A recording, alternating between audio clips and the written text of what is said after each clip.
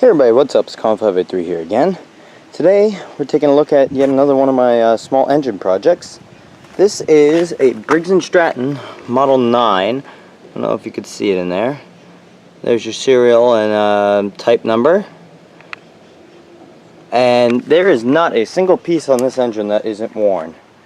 I'm saying everything is worn out. There's a ton of slop in the piston, it smokes like crazy, the valves have a lot of slop in them, there's even slop in this carburetor throttle. And this came off an old walk-behind tractor that a friend picked up, and he put a more modern engine on it, because he's actually going to use the thing, and he said, hey, do you want this? And I said, yeah.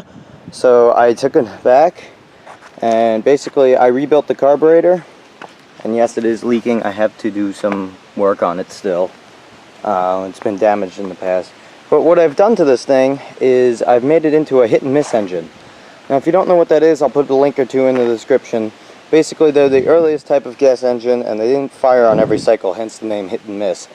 Now normally they have governors, and those governors hold open the exhaust valve so you lose compression. I'm going to probably be doing that to another engine sometime in the future, but I don't have time right now. Or I didn't have time when I was making this. So I've made this a hit and miss by killing spark. And what I've done is I've used the built-in, what would normally be throttle governor. And yes, the nuts and bolts are temporary. They're just counterweights. And through a series of levers, I've made it so that this, when it gets up to a certain RPM, it comes down and touches this wire and grounds it out. And that wire is connected to where the kill switch used to be. So it basically kills spark. Once it gets up to a certain RPM, and it works pretty well. And I got this big flywheel off an old air compressor. It's actually a pulley, and yeah, like I said, it smokes like crazy, but it's a lot of fun and it works very well. So I'm going to set you up on the tripod and we'll give this thing a go. Now, due to the compression being low on this engine from it being worn out, I am actually able to start this thing by just yanking on the flywheel. So let's try that. There you go, now it's missing, not firing, and now it's firing. And you can hear how it hits and misses. And it's pretty cool. And it'll run along like that all day. It's a little windy today, but because it blows a lot of smoke and something about that muffler being rotted out on the inside, it makes cool smoke rings sometimes. I'll try and capture them, but no promises they're going to show up too well. But yeah, that's pretty much what it does. And you can actually see the points opening and closing in there. And if so you can see, if I hold this governor up, it should rev way up. Like that. So, yep, that's pretty much what it does. It's kind of cool.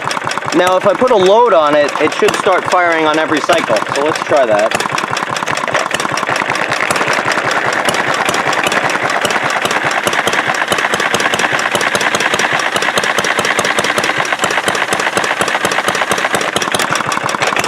So it really does work like a normal hit and miss. It's pretty cool. Yeah, and it's pretty much just a showpiece. But it just runs like this. And I'm very satisfied with the way this project came out. Because it was a random idea I had one night when I was going to sleep. And it actually worked way better than I ever thought it would. It took a little bit of experimentation to get it to this point, but now that it's here, it's really cool. So what I'm going to do is I'm going to grab my digital RPM meter. I'm going to measure just how slow this thing is going. Alright, so I just put my piece of reflective tape on the engine. I'm going to go ahead and fire it up.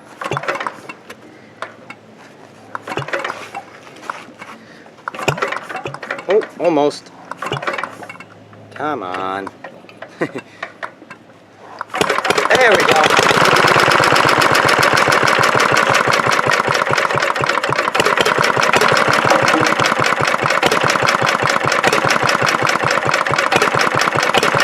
So it's reading about 550 RPM to 620, so depending on if it's hitting or not. So when it hits, it gets up to about 650. When it's missing, it's down to like 500, 550. So that's pretty slow considering these things are rated at 3600 RPM. So that's really cool. Let me see if I can capture these smoke rings for you. So I don't think you're going to be able to see them. It definitely is making some, but just they're not super visible against this background. It's a little windy too. So I might just throw in some footage from an old video here instead, where I definitely did capture them.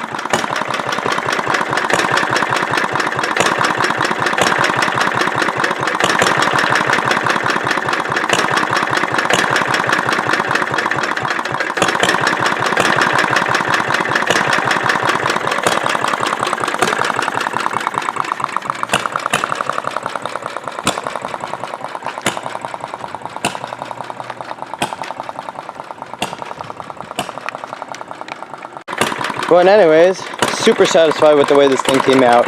I love just hearing it run. It's very satisfying and stuff. And it's kind of cool. I don't know of too many other engines that have been converted to a hit and miss like this.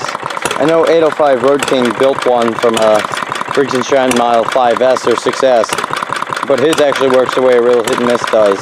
Not quite like this. So it's kind of unique. Not to mention, I don't think these 9s are all that common. I think the 14s and 23s that were their bigger brothers were much more common, but because I haven't seen a lot of these around.